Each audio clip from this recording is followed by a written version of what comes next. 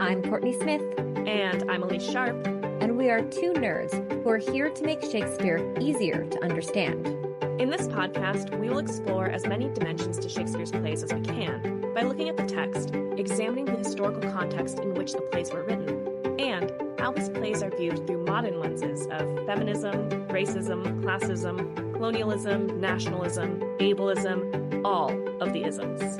We will discuss how his plays shaped both the past and present, and, as theater makers, how his plays can be responsibly performed today, all while trying our best to approach his works without giving in to Bardolatry. So, Shakespeare anyone?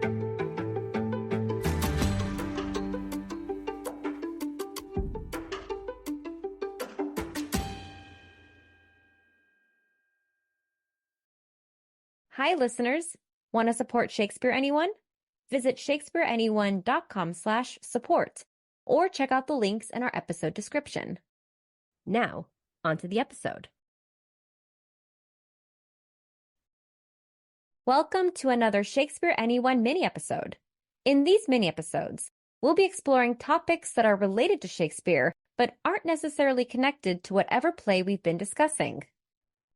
And they're mini because, well, they're shorter than our other episodes.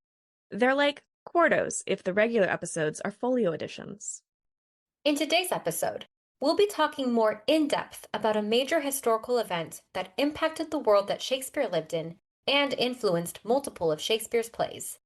We've previously mentioned this event in relationship to our episodes Macbeth, Tyranny and Treason, King Henry V, European Foreigners and Immigrants in Shakespeare's Time, Hamlet, Succession and Geopolitics, Stuff You Should Know Part 2, Elizabethan and Jacobean England in Theater, and our Globe Theater mini-episode.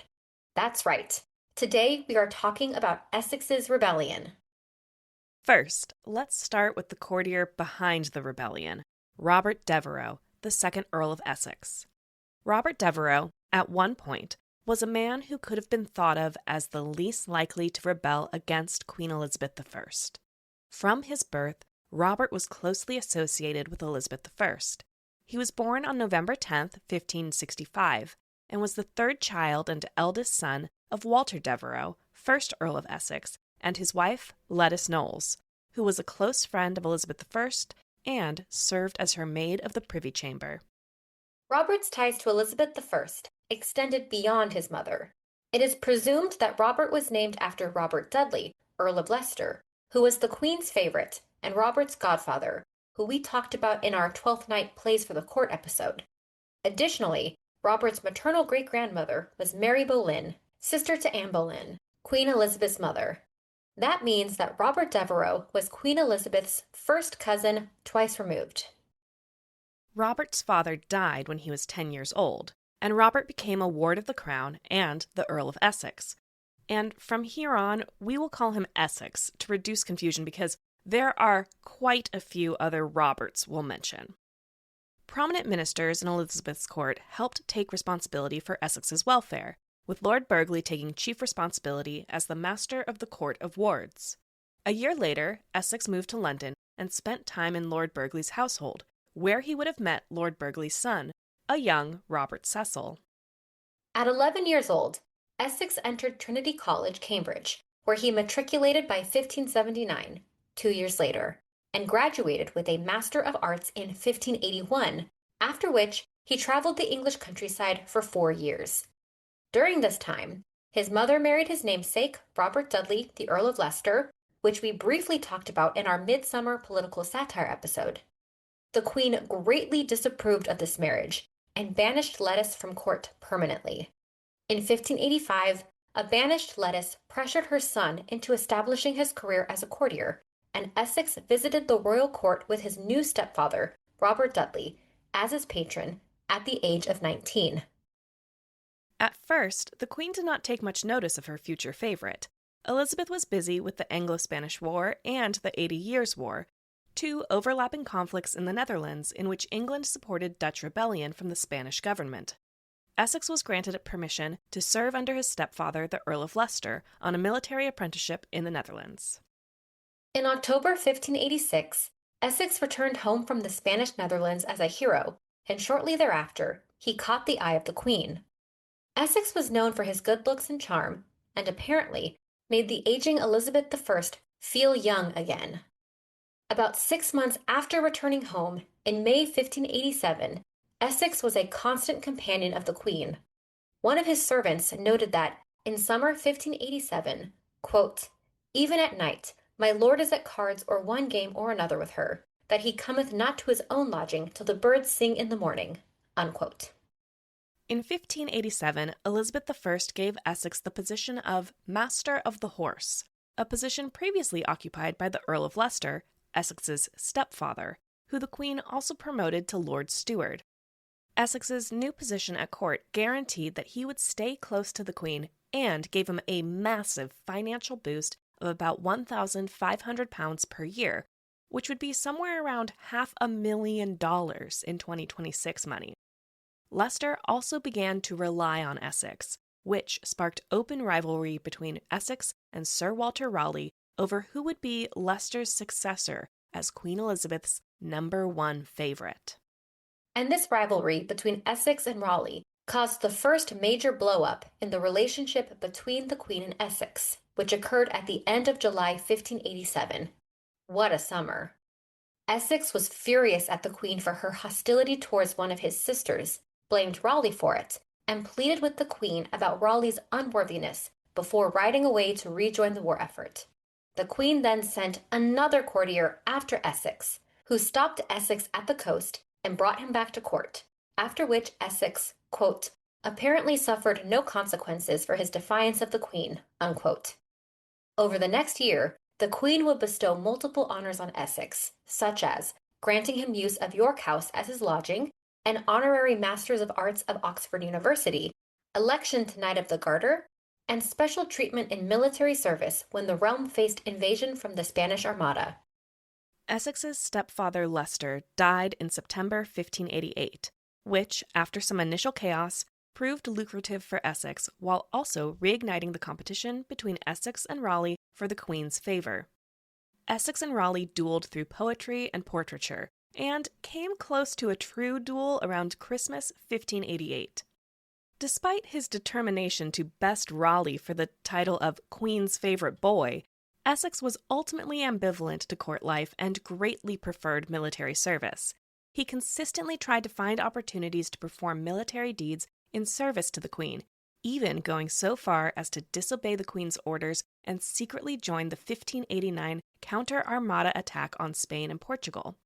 Despite his disobedience, he was, again, able to quickly regain the Queen's affections and those of senior courtiers. In 1590, Essex followed in his mother's and stepfather's footsteps and secretly married Frances Walsingham Sidney, the widow of Sir Philip Sidney and daughter of Sir Francis Walsingham. While the exact date of the marriage is unknown, by October 1590, Frances was obviously pregnant. Elizabeth was initially furious about this marriage, as she did not approve of the match, and it was not a politically advantageous marriage for Essex. However, Elizabeth's disapproval coupled with Frances's, quote, "apparent wariness of politics," unquote, meant that Essex was separated from his wife for long periods of time, leading to dalliances with other women and multiple illegitimate children. Essex became a member of the Queen's Privy Council on February 25, 1593, at the age of 27, and was laser-focused on being a perfect counselor if he could not be the perfect soldier and serve the Queen on the battlefield. His goal clearly was to take over his mentor, Lord Burghley's role as the Queen's chief advisor, seeing as Burghley's health was declining. Essex also became increasingly powerful and popular in the public eye through his, quote, "deliberate cultivation of a reputation for aristocratic generosity," unquote. More printed works were dedicated to him in the 1590s than the Queen herself.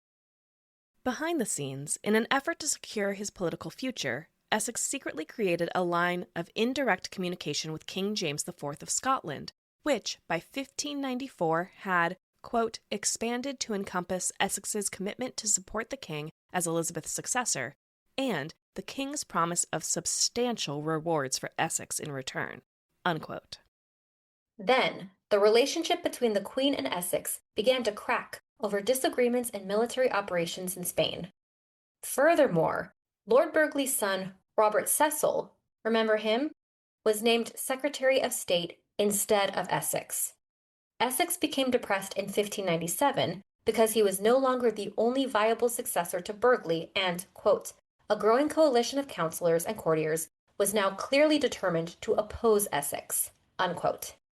However, in March of that year, against the advice of Francis Bacon, and after 8 days haggling over details with the Queen, Essex accepted Elizabeth's offer to be appointed Master of the Ordnance, a senior military rank. He was tasked with neutralizing the threat of the Spanish Armada. However, several misfortunes, coupled with his own shortcomings, severely damaged his military reputation. He became incredibly sensitive about his personal honor and demanded that the Queen give him public rewards before he would return to her service. She ultimately gave in, appointing Essex to the office of Earl Marshal on December 28, 1597. In 1597, the tides of European politics changed as France was determined to secure peace with Spain. Elizabeth had a strong interest in following France's lead, and this frustrated Essex, who did not believe that peace with Spain could be maintained.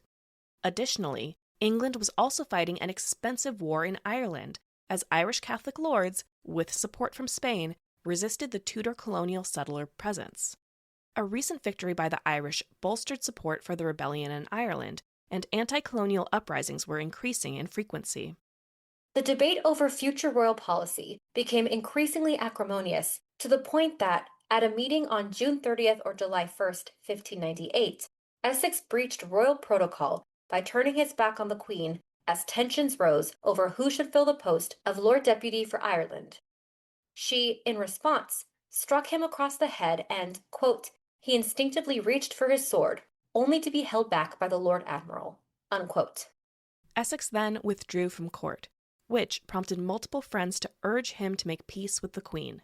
He refused to return to court in person until Elizabeth gave him a private audience to air his grievances and demonstrated to him and his colleagues that he was her special boy, although he was willing to advise her in writing.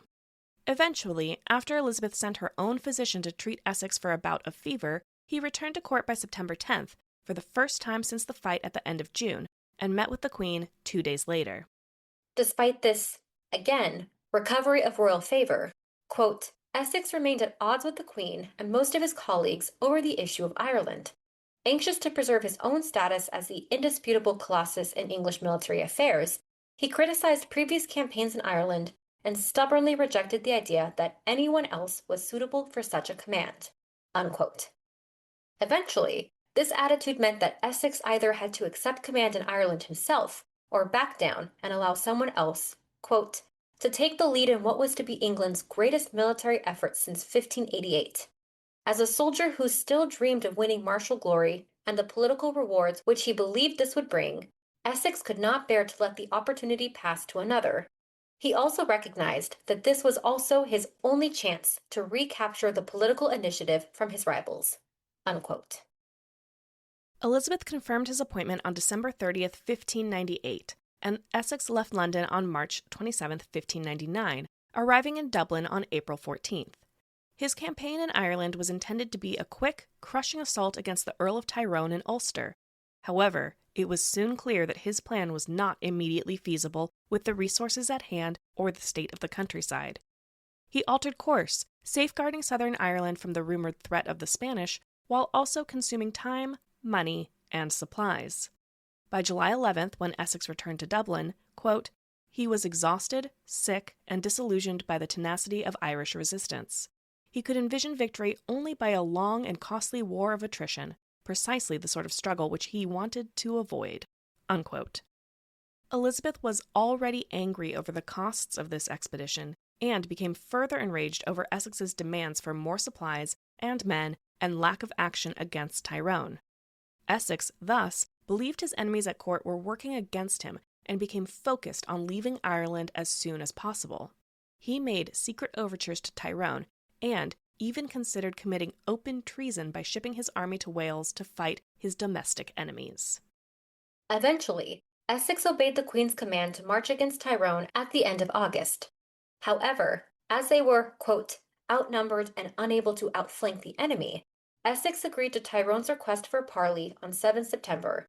The two earls met and talked privately for half an hour, their horses standing belly deep in the water. Tyrone later told a Spanish priest that he almost convinced Essex to turn against Elizabeth, but Essex could not reconcile himself to becoming an ally of Spain, unquote. Since there was no third party, it is impossible to tell if what Tyrone told the priest is 100% true. But in any case, the two did agree to a truce. This infuriated Elizabeth, and Essex decided to return to court immediately, despite her orders against it. Essex then sailed for England on September 24, 1599, reaching court on the morning of September 28th. Famously, he rushed into the Queen's chamber while still muddied from the ride and found her, quote, incompletely dressed and with her hair in disarray, unquote. They met again around 11 a.m. for a more formal meeting when they were properly attired, and all seemed to be going well. However, after lunch, they met again, and Elizabeth began admonishing Essex and ordered him to explain his behavior to other counselors. This would be the last time the Queen and Essex saw each other. Essex was then confined to his chamber later that evening. The next day, he spent several hours defending himself to his colleagues on the council. Then, he was sent to York House as a prisoner, while the council drew up charges against him. It seemed as though the Queen's favorite boy was maybe a favorite no longer. Meanwhile, Essex began to deteriorate mentally and physically. On November 29th, proceedings against Essex were put on hold until it was clear if his sickness was terminal or not. By late December, it seemed like Essex was on the verge of death to the point that several churches in London rang their bells and offered special prayers for him. He survived and, eventually, recovered, but he was never again the charismatic and dynamic figure he had been just half a decade earlier. In early February 1600, it was decided that Essex's trial would begin on February 13th. However, Elizabeth canceled the trial and put aside the effort to charge him for treason after Essex sent her a submissive letter. He was allowed to return to Essex House on the evening of March 20th under the oversight of another nobleman. On June 5th, a special hearing was arranged where he was charged with, quote, various acts of insubordination during his time in Ireland, unquote. The hearing lasted 11 hours, and those speaking against Essex included Francis Bacon, who seemed to especially love attacking Essex. Essex's demeanor grew general admiration, while his rebuttals of the charges simultaneously angered the commissioners and cheered his supporters. Ultimately, quote, Essex was sequestered from all his offices and ordered to remain under house arrest during the Queen's pleasure, unquote. Shortly after, Elizabeth loosened the punishments and allowed Essex to spend time at his wife's country house. Less than a month after the trial, Essex was no longer required to stay under the oversight of another nobleman. He was finally granted his liberty on August 26th, although he was prohibited from going to court, thus ending his political career. Elizabeth also refused to renew his income from the taxes on sweet wines, which meant complete financial ruin for Essex. Now, Essex became increasingly desperate. He appealed to James IV for help and prepared for action. He gathered other disaffected aristocrats around him. But Essex also had a lot of enemies. Rumors swirled that Walter Raleigh and others planned to murder Essex. Essex's supporters met on February 3, 1601, to try and plan how Essex could, quote, preempt his enemies and denounce them to the Queen. The meeting proved inclusive, unquote. Panic and a half-baked plan to appeal to the city for assistance ensued when Essex was summoned to appear before the council on February 7th. That same day, a group of 11 of Essex's gentleman friends chose to pre-game the action by spending the afternoon at the Globe Theatre. The group paid the Lord Chamberlain's men 40 shillings more than the theatre company usually charged for commission performances, so that the company would perform Shakespeare's Richard II, which depicts a weak monarch being overthrown by a group of rebels. Meanwhile, Essex did not show up to appear before council. The next day, when councillors arrived at Essex House, quote, to demand an explanation for his failure to appear before the council on the previous day, Essex had them locked up. then led about 300 men on a march into the city, wearing swords and doublets, but no armor, and carrying few firearms." Unquote. They called for help from citizens and eventually arrived at the house of the Sheriff of London around midday. However, the sheriff was evasive, quote, "and all hope of city support quickly disappeared. Indeed, the Lord Mayor ordered the gates shut, and troops loyal to enemies of Essex began to surround the demonstrators. By 3 p.m., with fewer than 100 men remaining by his side, Essex headed back to Essex House." Unquote. Only a small group managed to make it to Essex House with Essex, where they were promptly besieged. Around 9 p.m., quote, "Essex finally decided to surrender. He spent the night as a prisoner in Lambeth Palace before being moved to the Tower in the morning. Scores of his followers were also arrested." Unquote. The following Sunday, the preachers of London were required to sermonize against Essex with the intention of tarnishing his still high public reputation. On February 19th, Essex was tried for treason at Westminster Hall, by which point the council had found out about the plotting he and his friends had been doing over the past few months. Essex again defended himself, but was eventually condemned to death. The council also sent a preacher to urge Essex to confess. Essex was eventually convinced to confess by one of his chaplains who, quote, "demolished Essex's sense of heroic failure and encouraged a self-abasement which prompted an outpouring of critical evidence," unquote, which led to the condemnation of others while ensuring that, quote, "Essex went to his death with his mind focused upon godly penitence rather than defiance," unquote. Essex was beheaded on February 25th, 1601, age 35, in front of a small audience in the courtyard of the Tower and buried in the chapel of St. Peter ad Vicula on Tower Green. Elizabeth would remain extremely sensitive about Essex's memory for the remaining years of her life and reign, as she was deeply affected by his betrayal. Furthermore, Essex's execution simultaneously demonstrated the strength of Elizabeth's authority, while leading some to perceive her as a ruthless, aging queen. The atmosphere of Elizabeth's court shifted after Essex's execution too, as it had lost a powerful and charismatic figure.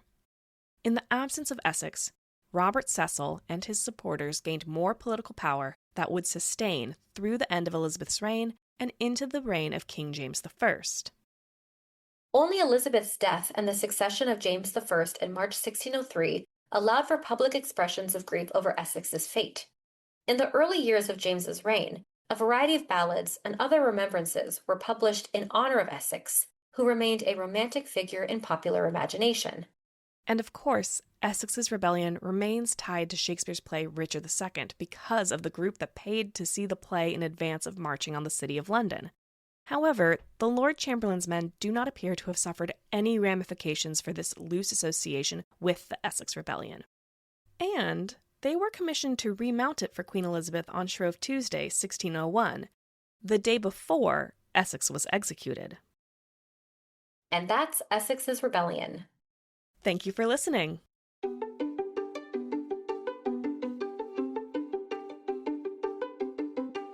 I'm Kourtney Smith. And I'm Elyse Sharp. This is Shakespeare Anyone? Thank you so much for listening to Shakespeare Anyone. Works referenced in this episode are available in the episode description. Our theme music is Neverending Minute by Sounds Like Sander. If you would like to support us, visit shakespeareanyone.com/support or check out the links in our episode description. You can also hit the subscribe button, like us, leave a comment, write a review, share us on social media, tell a friend about us, all the things. We'd appreciate it. For more, you can visit our website, shakespeareanyone.com, or follow us on Instagram at shakespeareanyonepod. Now, because you listened all the way to the end of the credits, here is a completely random Shakespeare quote for you.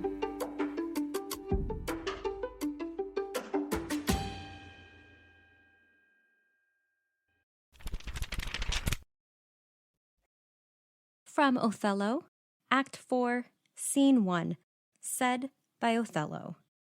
If that the earth could teem with woman's tears, each drop she falls would prove a crocodile, out of my sight.